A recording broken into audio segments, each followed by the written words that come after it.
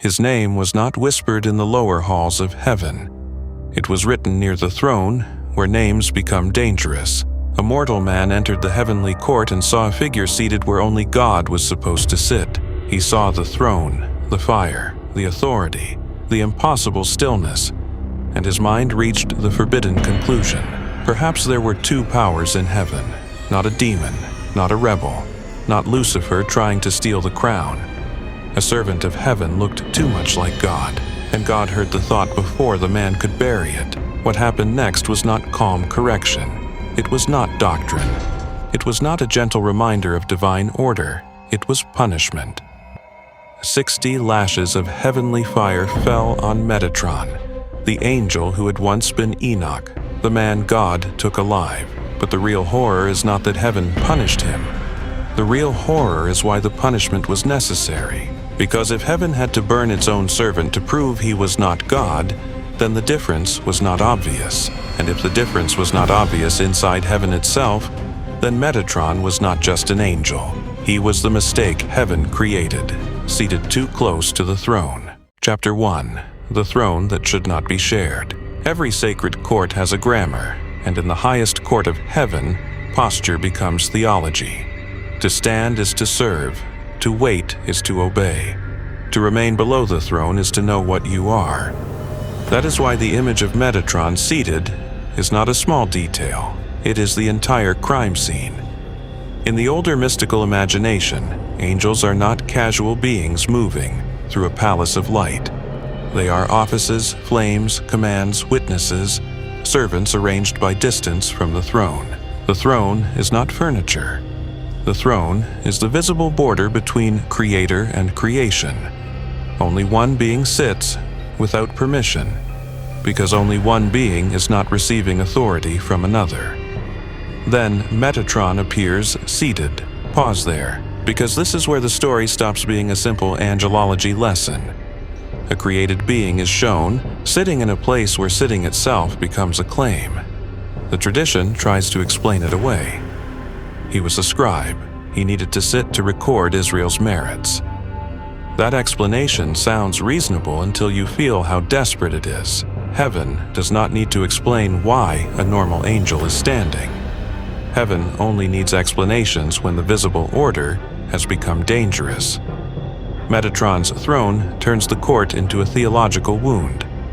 It tells the witness that something made has been placed close enough to the unmade to create confusion. Not confusion among fools, not confusion among enemies, confusion among those who know the rules. That is why this story has lasted. It is not about a chair, it is about a border that should have been impossible to cross, yet somehow needed to be guarded. In some mystical traditions, Metatron is called the Prince of the Presence, standing nearest the divine face. The title sounds glorious until you realize proximity is the most dangerous gift heaven can give. To stand too far away is to be ordinary. To stand too close is to become a mirror, and a mirror in heaven is not harmless because it does not create an image by itself. It reflects whatever stands before it. Metatron's danger was not that he invented a false divinity. His danger was that heaven placed him where divine light could make him almost indistinguishable. That is a colder horror than rebellion. A rebel can be cast out. A mirror must be covered. The throne made Metatron visible as a problem before the punishment made him visible as a servant. First came the honor, then came the panic. Because once a created being is allowed to sit near the place of God, the question is no longer abstract. The question has a shape. It has wings. It has a name. It has authority written across its face. The question sits in heaven. And once the question is seated, someone will eventually walk in and see it. Chapter 2. The man who saw too much. The witness in the rabbinic story is remembered as Elisha ben Abuya, later called Acher, the other. That name already sounds like a verdict, as if the man became divided by the thing he had seen.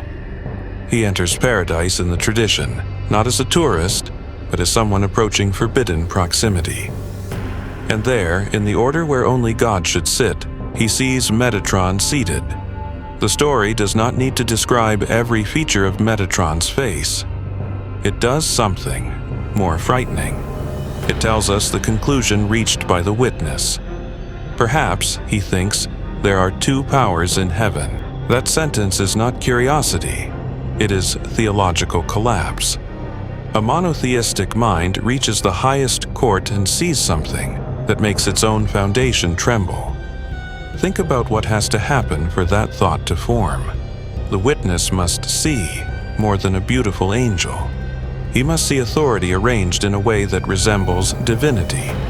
He must see enthronement, permission, nearness, and a presence strong enough to imitate final power.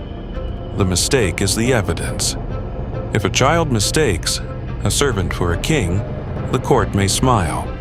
If a trained witness mistakes a servant for God, the court has a crisis, and heaven's response in the story is immediate.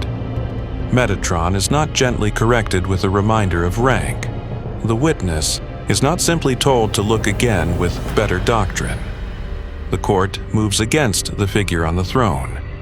The one who was too close must be made visibly lower. The one who looked untouchable must be shown as touchable.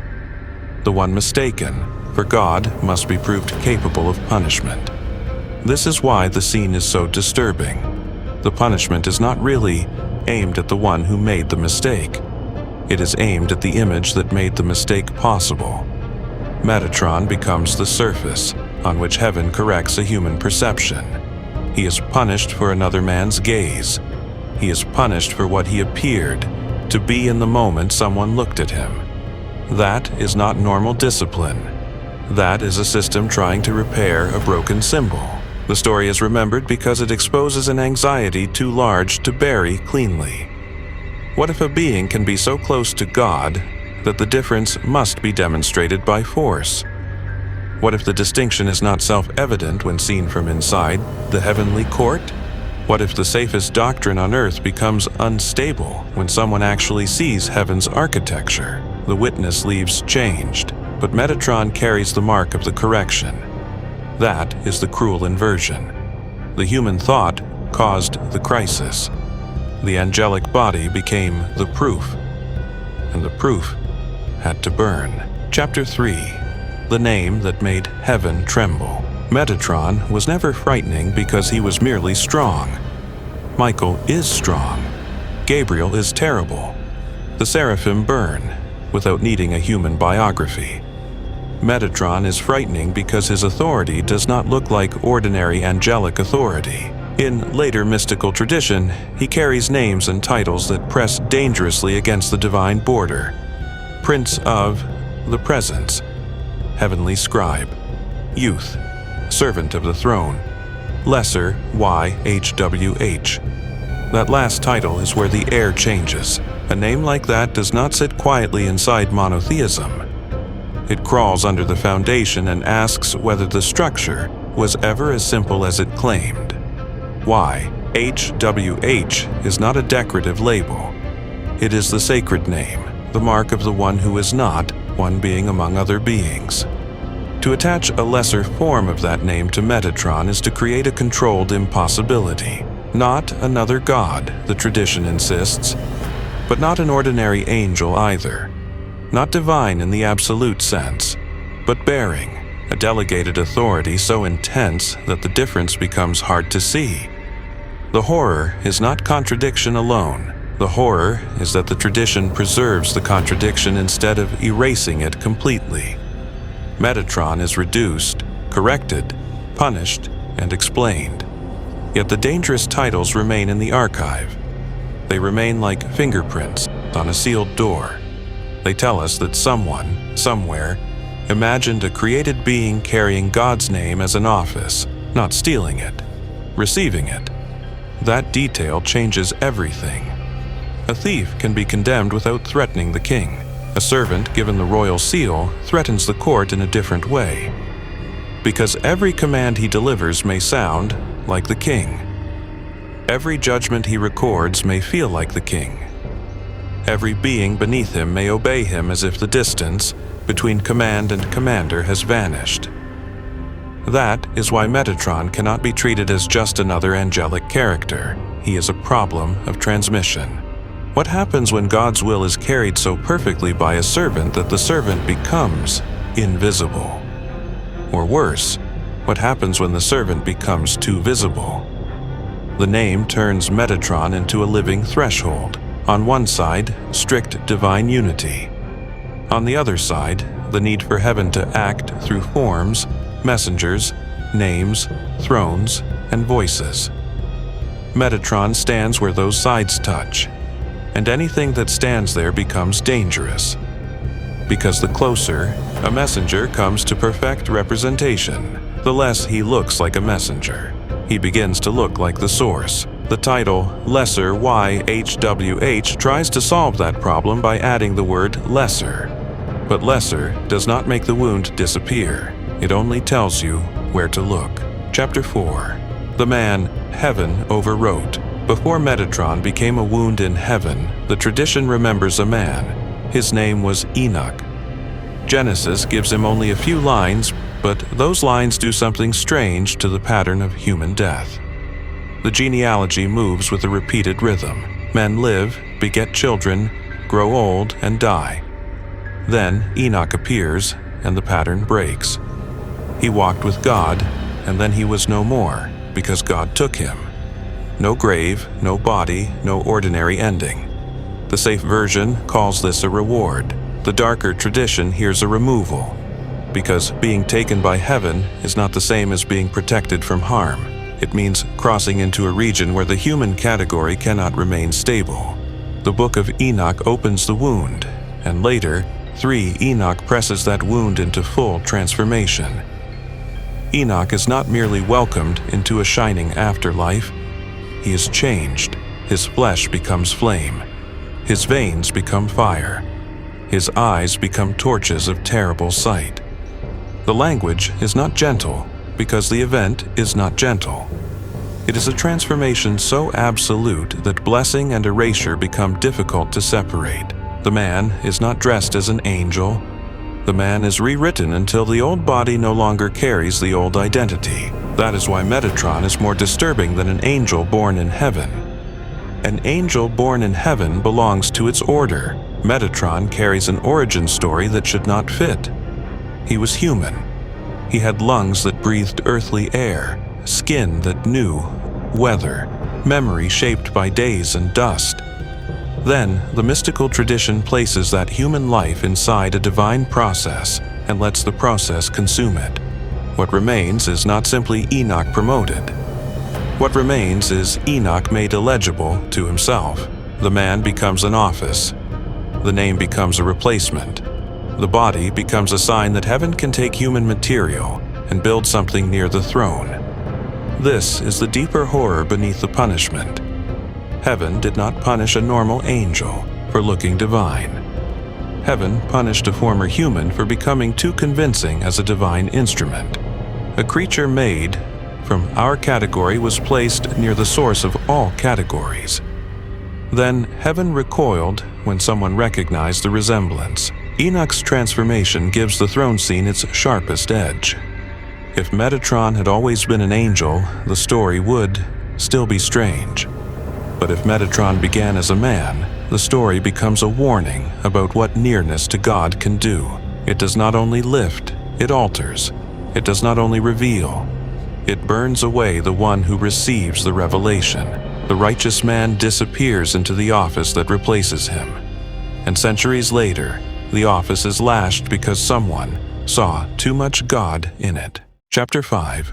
The 60 Lashes of Fire. The number is 60. That is the detail the story leaves behind, cold and exact. Not a vague correction, not a symbolic rebuke. 60 lashes with fiery force in the heavenly court.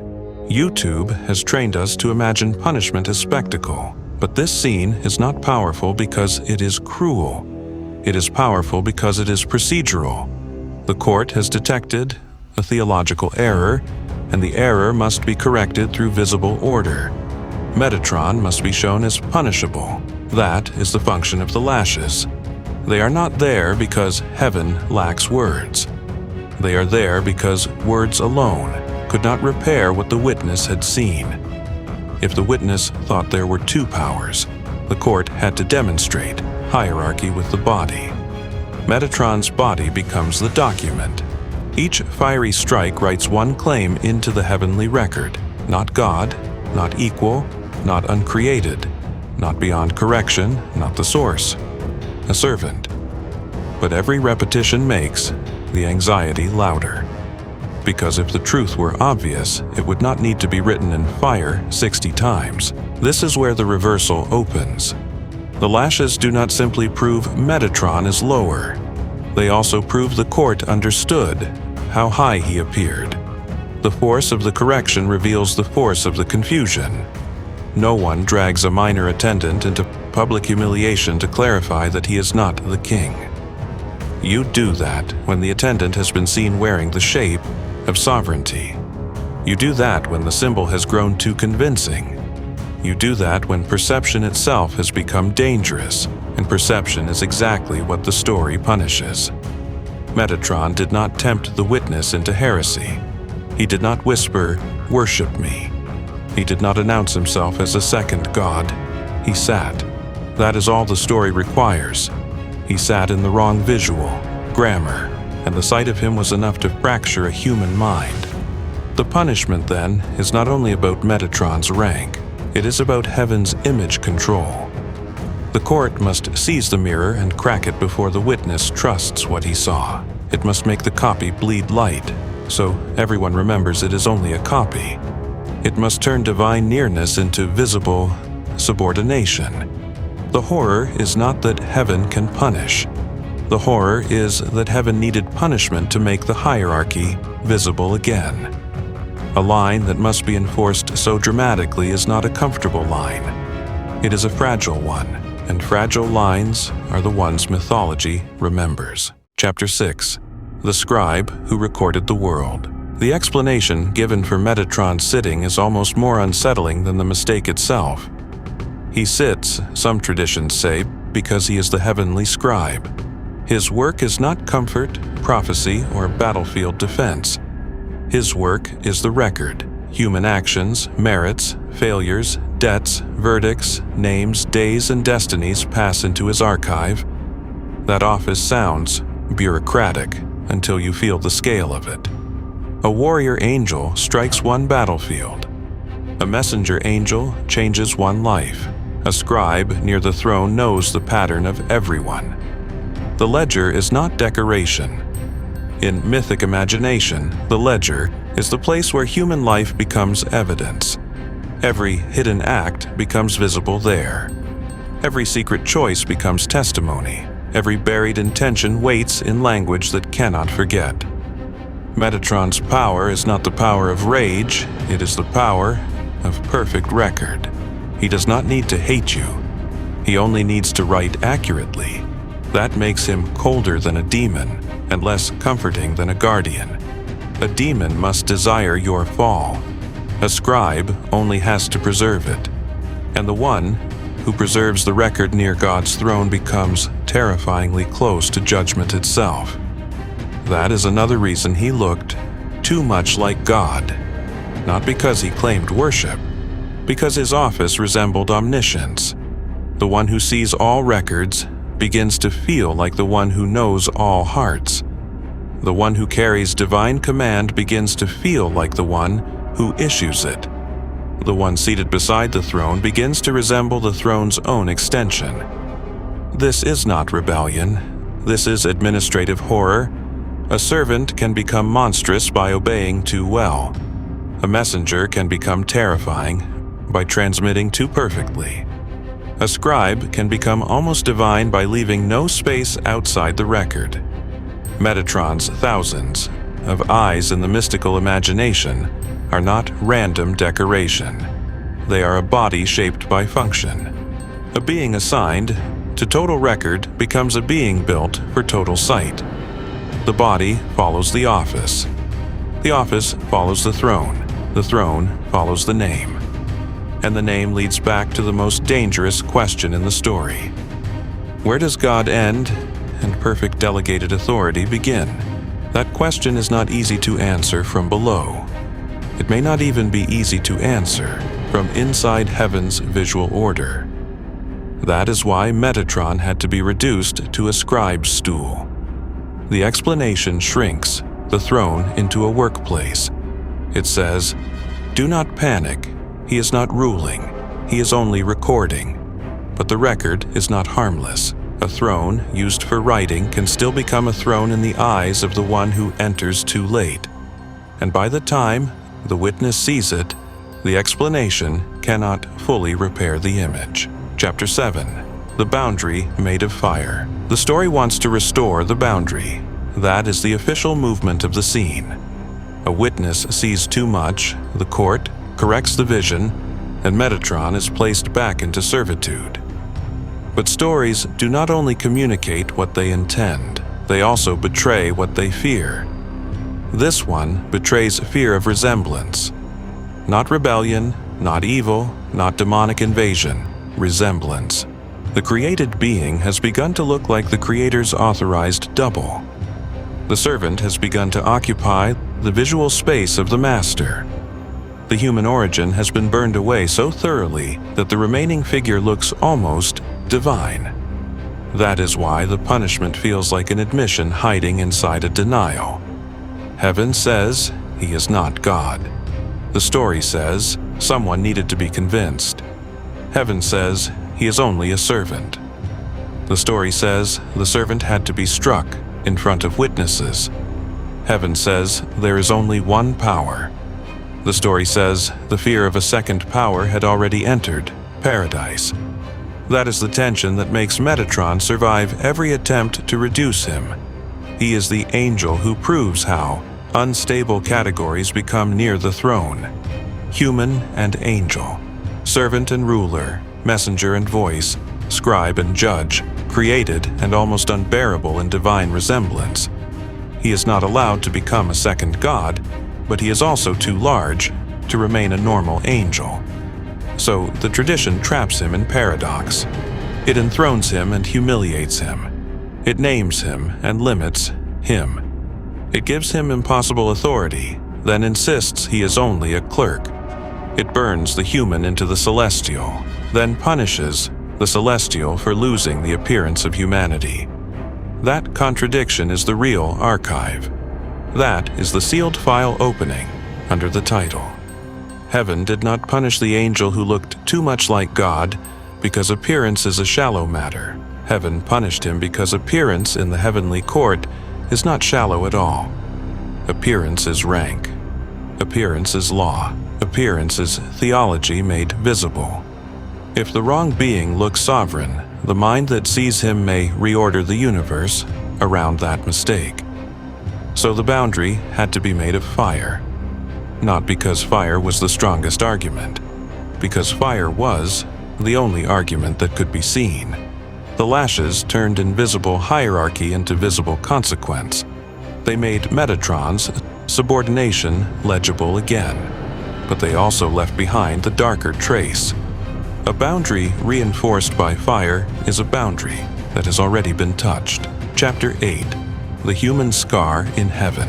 Metatron remains dangerous because he does not allow the human story to stay safely below. He carries Enoch upward like a scar that heaven could not fully erase. The scar is hidden beneath titles, flames, wings, ledgers, and heavenly rank, but it is still there. Before the throne, there was a man. Before the name, there was a body born under the same sky as every other mortal body. Before the scribe, there was someone who would have understood dust, hunger, time, and fear. That origin makes the entire myth turn back toward us. Because Metatron is not only a strange angel in a distant mystical court, he is a human possibility taken to its most terrifying conclusion. What if the soul can be lifted so high that it stops resembling itself? What if holiness does not preserve identity, but consumes it into function? What if closeness to God is not warmth, but transformation beyond return? The safe version says Enoch was rewarded because he walked with God. The darker version asks, What happened to the part of him that walked as a man? Did it survive under the crown? Did it remember earth from inside the fire? Or did heaven require that the human be burned away so the office could function without weakness? Metatron's punishment answers with silence. The lashes fall on the angel, but the deepest wound belongs to Enoch. Because the being punished in heaven is also the man who never died on earth. He did not receive a grave. He received a throne close enough to frighten theology. He did not receive an ending. He received a name that made his old name almost unreachable. He did not vanish from history. He became the problem history kept trying to explain. That is why Metatron is not only a figure of power, he is a figure of loss. The loss of human scale, the loss of ordinary death, the loss of a face that could be recognized without terror, the loss of a boundary that once seemed simple. God above, angels below, humanity on earth. Metatron breaks that map by existing. He rises from humanity, becomes angelic, carries divine name, sits near the throne and must be punished. Not for falling, for rising too far. That is the reversal most people miss. Lucifer is punished for wanting to be like God. Metatron is punished because he was made to look too much like him. One is rebellion, the other is obedience carried to the edge of blasphemy. And obedience may be the more disturbing story because it has no villain to blame. Only a man taken upward. Only a heaven that made him more than man. Only a court that recoiled when its own creation became too close to the image of the One. Chapter 9. The Mirror That Could Not Be Buried. Every attempt to explain Metatron makes him smaller, but every explanation also preserves the danger. He is only a servant, the tradition says. Then why does he sit? He is only a scribe. Then why did the witness think of two powers? He is only delegated authority. Then why does that authority carry a name so close to the forbidden name? He is only a transformed man. Then why did transformation place him near the center of heaven? Each answer closes one door and opens another. That is the architecture of forbidden tradition. It does not always hide truth by deleting it. Sometimes it hides truth by surrounding it with corrections. Do not worship him. Do not misunderstand him. Do not think there are two powers. Do not mistake the throne for sovereignty. Do not mistake the name for essence. Do not mistake the mirror for the source of the light. But every warning preserves the thing it warns against. If no one was tempted to confuse Metatron with God, the warning would have no reason to exist. If the throne carried no danger, the story would not need to reinterpret it. If the title had no terrifying force, later readers would not keep returning to it. Metatron survives because he embodies a question no system can fully pacify. Can the divine be represented perfectly without producing a second center of worship? Can heaven delegate authority without creating a being that looks like authority itself? Can a human be transformed by God without becoming a permanent threat to the boundary between them? The story does not solve those questions. It stages them. A witness enters, a throne appears, a thought forms, fire answers. That is the whole myth reduced to its bones. And still, the bones refuse to rest. Because the final horror is not that heaven punished an angel. The final horror is that the punishment did not erase the resemblance. It only proved that resemblance had become dangerous. Metatron remains after the lashes. Still scribe, still prince, still former Enoch, still carrying the memory of a throne too close to God. That means the correction was never complete. It could silence the witness. It could mark the servant.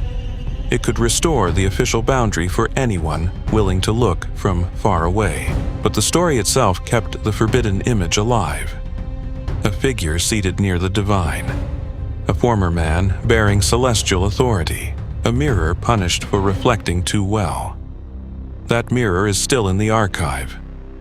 And when we open the story, we are, not just reading about what one witness saw. We are standing in the same dangerous place. We are looking at the same throne. We are asking why heaven needed fire to make the answer clear. Chapter 10. The angel who was not allowed to be mistaken. The title says, Heaven punished the angel who looked too much like God. But by now, the sentence has become heavier than it sounded at the beginning. Because Metatron was not merely angelic. He was human history rewritten into celestial function. He was not merely punished. He was used as the surface on which heaven redrew a fading line. He did not merely look powerful. He looked positioned, named, enthroned, authorized, and terrifyingly near. That nearness is the entire wound. The tradition does not present Metatron as a demon corrupting heaven from the outside. It presents him as a servant formed inside the system, by the system, for the system. That is why the story is harder to escape. There is no invading monster to destroy. There is no rebel to cast into darkness. There is only a faithful man taken upward, remade into an office, and placed too close to the divine face. Then a witness sees him and draws the conclusion heaven cannot allow. Perhaps there are two powers. The court answers with flame, but flame cannot undo what sight has already done. Once someone sees the boundary fail, the boundary never becomes innocent again. It can be defended, it can be explained, it can be enforced, but it cannot become unquestioned. That is what Metatron means in the Monster Mythos archive. He is not the second god, he is the fear that representation can become indistinguishable from divinity. He is not the rival throne. He is the proof that a throne placed too close becomes a problem no doctrine can easily contain. He is not Enoch saved from death. He is Enoch turned into the most dangerous form of survival. A survival where the human is preserved only as origin, not as freedom. A survival where the man never dies because the man is consumed into something that cannot die normally, and when that something becomes too luminous, heaven does not destroy it. Heaven strikes it until everyone remembers the official order. That is the last reversal. The lashes were not the opposite of Metatron's glory. They were part of it. Only a being with impossible nearness would require such a public correction. Only a servant who resembled sovereignty would need to be visibly lowered. Only a mirror this bright would have to be cracked in front of witnesses. And even cracked, it still reflects. So, leave your judgment carefully. Was Metatron the proof that no created being can ever cross the divine boundary? Or was he the proof that heaven itself once brought a human being close enough to blur it? Write your verdict below, because every answer to this story sounds like testimony. Subscribe before the next sealed name is opened, and step carefully through the archive. Some thrones are not dangerous because they are empty. Some thrones are dangerous because someone was allowed to sit there.